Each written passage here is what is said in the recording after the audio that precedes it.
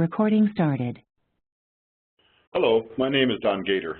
I'm a member of the ITSM team, and I'd like to take a few moments to talk about submitting a request for change.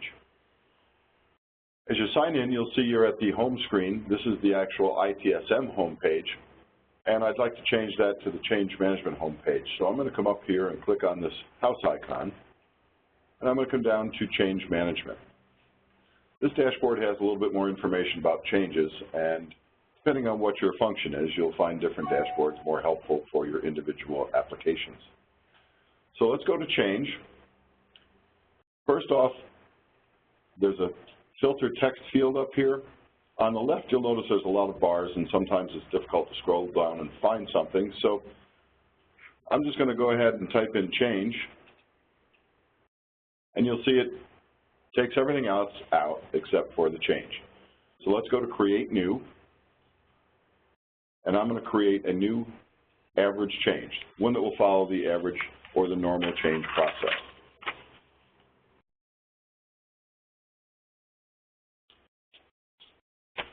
First field you'll see is short description, and it has a red bar next to it.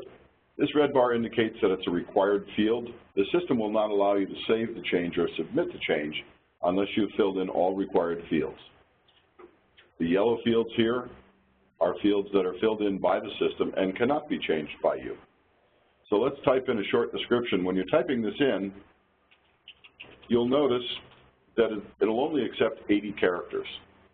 The reason it only accepts 80 characters is because it makes it the subject line on any emails that the system sends out as a result of this change being updated or completed. So I'm just going to put something in there and try to make it as succinct as you can for understandable purposes, and then we're going to move from short description down to location. Location only applies to those agencies or clusters that have more than one location, and if you're making a change in one location as opposed to another, you might want to fill that field in. Notice my mouse is hovering over the magnifying glass. This is a lookup that you can use, and it will create a list for you. For now, we're just going to go ahead and not fill that in, but be aware that if it is a change that's going to take place at a specific location, or the change is being made from a specific location, it might be helpful to fill that information in. Anytime you're filling out a change request, or for that matter, anything in the system, the more information you can give, the better the understanding of the next person reading it. Down to watch list. Who do we want to notify if something changes with this change request? Who needs to know about what steps have been taken, what the rejections or the acceptances are? We can put in as many or as few people as we would like. We're just going to enter an email address here. I just want to show you what happens.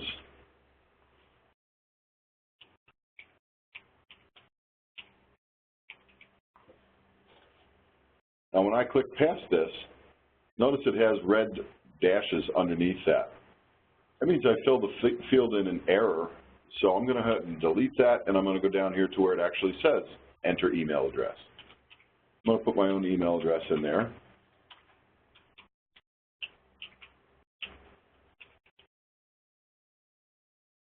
And then I'm going to move down to work notes. Subtle difference between watch list and work notes. Watch list means anything that's put in the customer comments section of the notes field will send an email out saying that this is what's taken place. It updates every time that the system receives an update to the request for change. Work notes is slightly different in that it only gets sent to the folks that are, let's call them technical staff, folks that will be working on the change. If someone's waiting for something to take place, it'd be a good idea to put their name in here. That way, they'll be notified, but it does not get sent to the customer.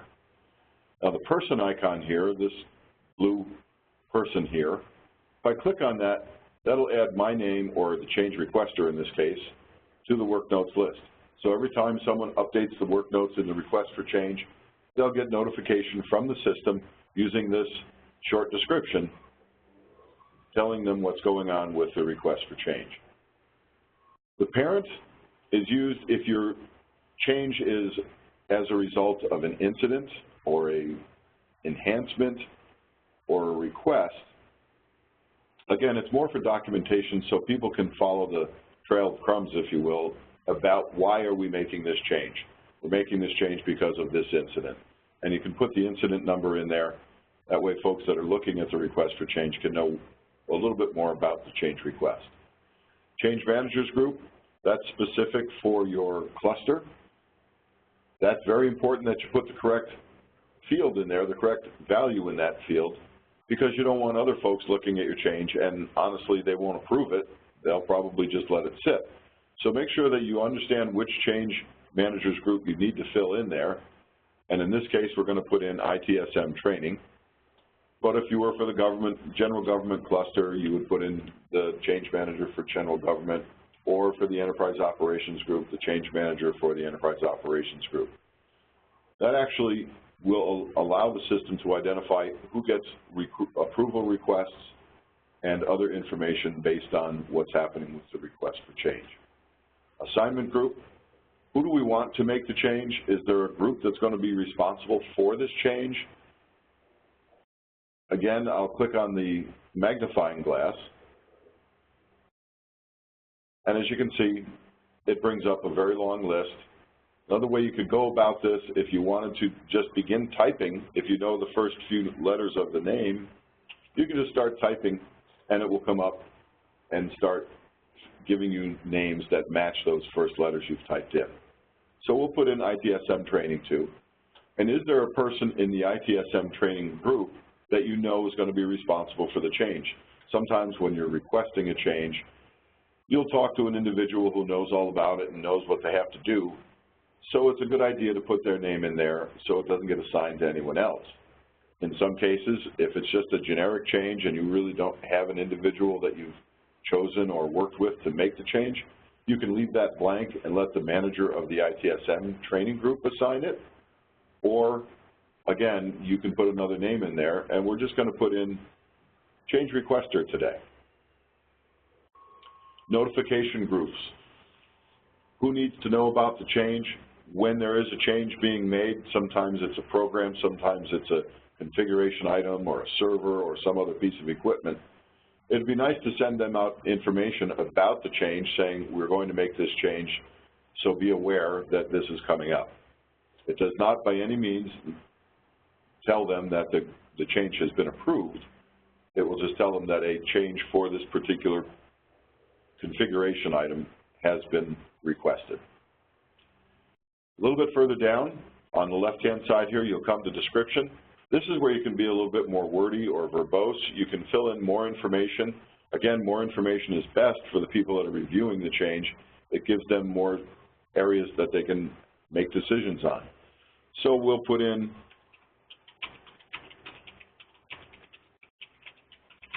a little bit more of a discussion or a little bit more descriptive information.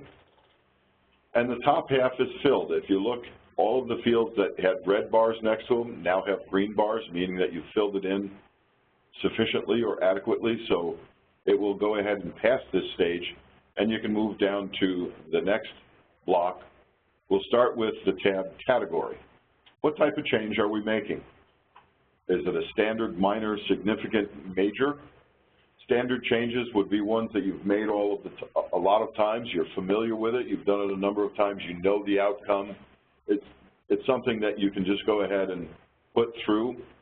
But when you're filling out requests for changes, remember these are required when making changes to any production, underscore production system. It doesn't need to test or QA or anything along those lines. So we're going to say this is a standard change.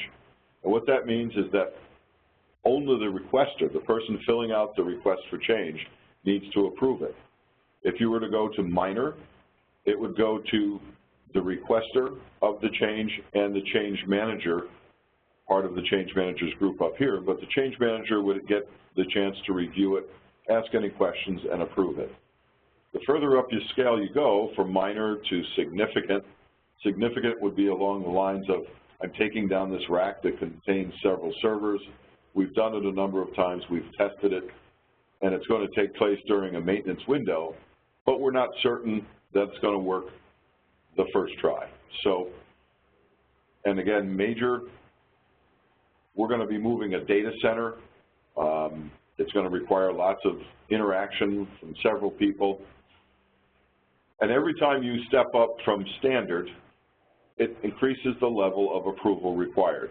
Minor is the submitter and the change manager. Significant is the submitter and the change manager and the change advisory board, a group of individuals representing different program or process areas within your agency or your cluster.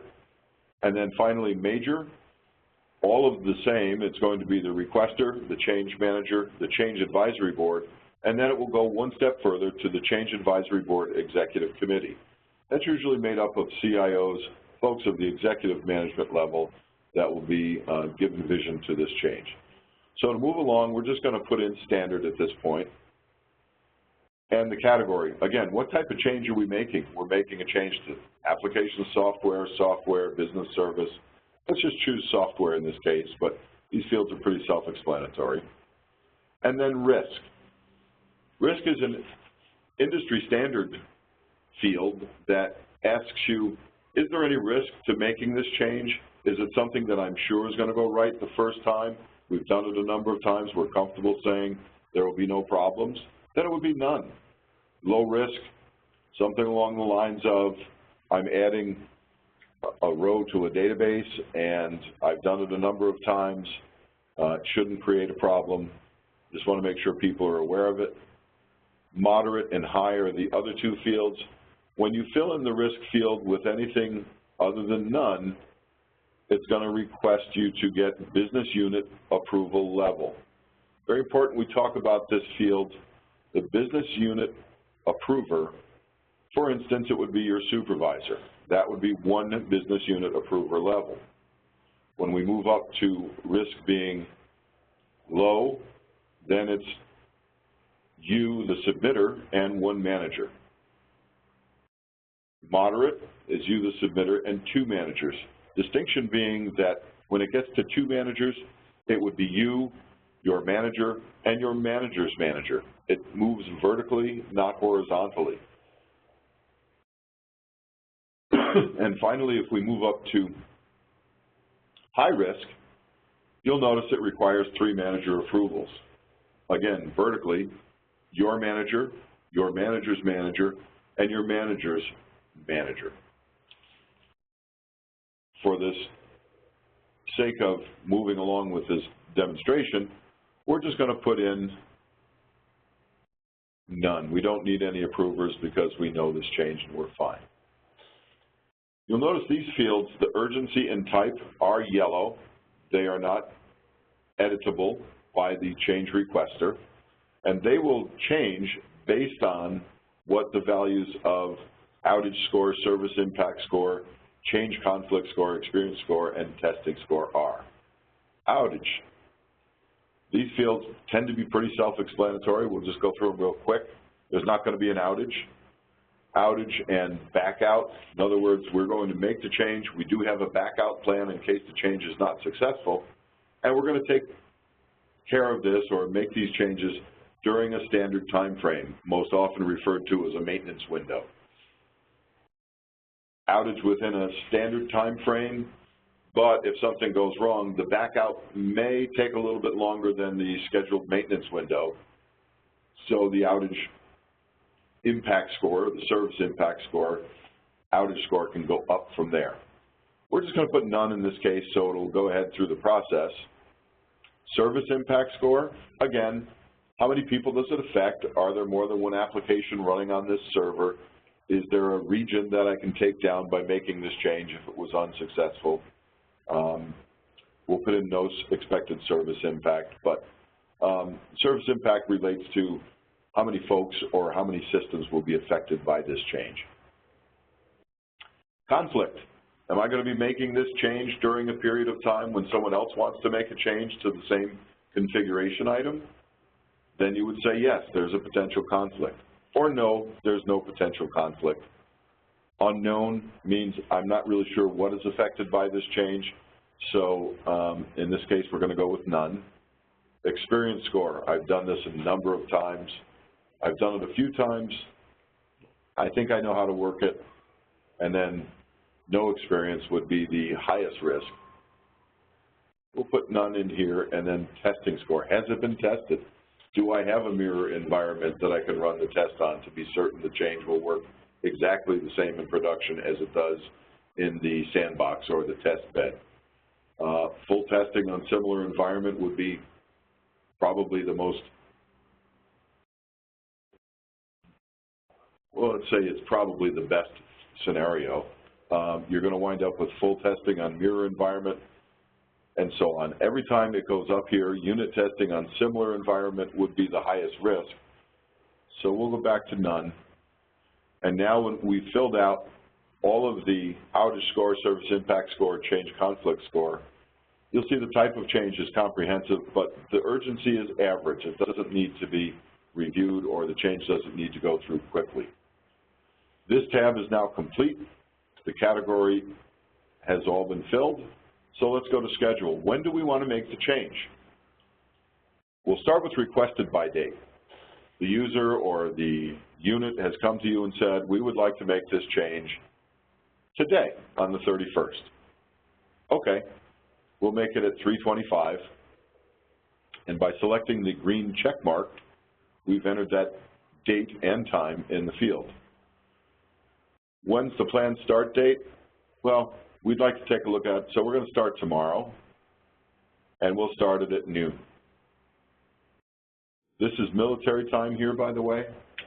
It needs to be filled in military time. And seconds aren't really, I don't think, very necessary, but I suppose we can all think of scenarios where it would be important. So I filled in the date to August 1st, tomorrow, and the time at noon. So I'm going to click on the green checkbox, or the green check circle. Now I have a requested by date, was today. I'm actually going to do it. I plan to do it tomorrow. How long is the change going to take? It'll probably take about an hour. So I'm going to fill in 1 o'clock for tomorrow. Again, clicking on the green checkbox, check circle. I've now completed the requested by date, the planned start date, and the end date. It's important that you put those in so people can check to see if their calendar is going to be clear, if the change you're making is during a maintenance window. And then final submit date. We're not requiring this field at this time. There's no bar next to it, red or yellow. The final submit date would be the date that you actually click on final submit. And that can be based on the time frame that your cluster or your agency has required for submitting a change. For instance, any changes to be reviewed next week would have to be submitted by Friday at noon. We'll review them on Wednesday. That'll give the reviewers of the change time to look at it, ask questions, reach out to you, make sure that you know what you're doing, that sort of thing. Okay, planning. Planning applies to what configuration items? Most clusters or agencies currently don't have the configuration management database fully populated, but if you do, you can click on configuration items and choose what's going to be affected by, as you can see, there's lots. There's 201,072 currently. What's going to be affected by this change, or what things are going to be affected by this change, and you would select those and put them in here. The classification of the CI, of course, is what type of configuration item am I changing. We're going to leave that blank for now just so we can move along, but change details, again, an opportunity for someone reviewing it to learn about what it is you're requesting. You're going to fill that in with as much detail as you can give. It will help the reviewers make the decision as to whether or not to approve or reject this change. Let's just put a letter in there for now. The reason I'm putting a letter in there is to show you that these fields will accept any sort of text. But if you have a document that you've created, we're not asking to recreate it and put it in here. You can actually go up and click on the paperclip and add your change detail as an attachment. If you have a Word document or Excel document, it can be attached here. You would click on the paperclip, come down to attachment, choose the file that you want to add, and attach it. Notice you can add several attachments. There's the ability to add a number of attachments. You come down to change plan. We're going to make this change, and this is how we're going to do it type of document. Free-form text again.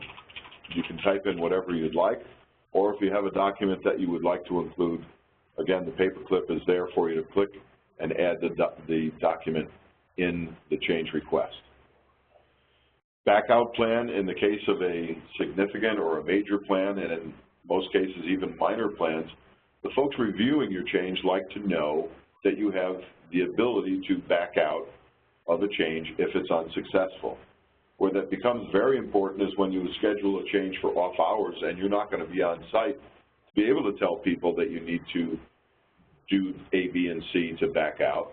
You want to make sure that your backout plan is comprehensive and it's either typed in here or, just like the other fields, you'll be able to click on a paperclip and attach your backout plan there. Test plan. Most people want to know that you've tested it, that you know what you're doing with it. The test went fine, but this is a document about or a field about your methodology. Well, how did I go about testing my change? Did I test it in a mirror environment, a similar environment? Was there environment available for me to test in general? And again, you put that information in here. Free-form text, type in there whatever you would like. So we've now filled out category, what type of change it is, the schedule when we want to make the change, and the planning, saying we've done change details, this is the change plan, the backout plan, and the test plan. The more information you can put in there, especially on a major or a significant change, the more likely the very first review will result in an acceptance or approval of your change request. If people need to come and find you to say, did you do testing or do you have a backout plan, that will slow the process of the request for change down. The more time is left for email and going to visit people personally, the longer it will take for your change to come to fruition. Notes. Remember we talked about the watch list? Just scroll up here, and the work notes list. This is where you would add notes into those fields. This is a way to communicate with the end user, or the end user will get updated if you put in comments in the customer visible field. You'll let the customer know that testing has been completed, backout plan is attached. We plan on making the change on the 1st of August. Any sort of information that you would want your customer to know goes in here. A word of caution, anything you type in here, the customer will see. Down to work notes. We talked about work notes list. Who wants to know the technical details? Who wants to know when the change, a phase of the change is completed? This works very well if you have a multiple phase plan where someone is needing to complete one part of the change before the next part takes place. You can fill that information in here.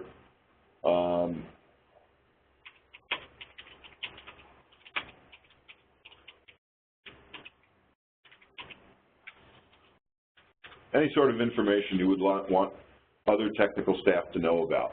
The customer does not see, nor do they receive an email from the system about any work notes that you type in here. So to recap, we've gone and changed the dashboard to change management so we could get an idea of what was going on with change within my cluster or my agency. We did that by clicking on the house and choosing change management. We've gone over here and we've used the text field to filter out everything but change. Notice these fields get pretty long and there's a lot to search through, so if you want to look at just one particular area, type that in there and it will filter everything else out so you can find things quickly. We're creating a new change, an average change, and we filled out the short description. The number for the change was assigned by the system. It's a good idea to keep that number handy, maybe scribble it down on a note on your desk. There are plenty of ways to find it, but this is one of the quickest, so it's a good idea to know what number the system assigned to it. The state of the change, the request for change, is currently draft. We have not requested an approval. It is not a work in progress. So the system tells us, you're here on the workflow. Have we requested approvals yet? When it was opened, that was today, and who opened it, that would be the change requester. Now that we've gone through filling out an average change request, we're going to click on Final Submit. And the system will check to make sure that all of the fields have been filled out appropriately or properly. And you'll notice we stay on this change. So I can look now in the activity section and see that it's an active change. It's not yet, the approval's not yet requested. It's been assigned to the change requester and so on. All of the information is in this activity field. And then I can say, this looks great. I'm going to update whatever I have. When I click on update, it takes you right out of the request for change, and it will bring you back to your home page, which in our case will have all of the requested changes and other change information on it. One other thing I just want to touch on really quickly that can be helpful, it can be confusing or daunting, but if you go down to show workflow, this will tell you what stage the system has this request for change in. You can see that we have filled out all of the information here. It does a completeness check, passes it on, goes through all of its approvals, and now we're currently waiting for submission. We want to submit it, and it will travel all the way over to the last part, which is end.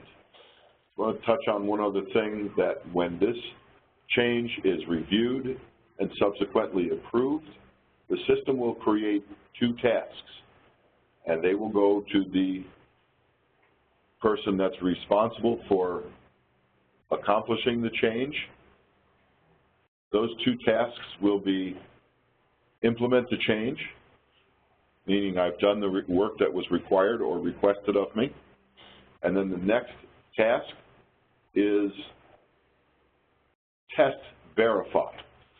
When you test your change and you verify that it's working, you can close that task, and by completing each of those tasks and closing them, you will actually close the change. The request for change closes. Everything is just the way we wanted it. Everybody's happy, and that should take care of submitting an average request for change. Thank you. Any questions, please contact the ITSM team, and we'll be here to help whenever you need us. Thank you.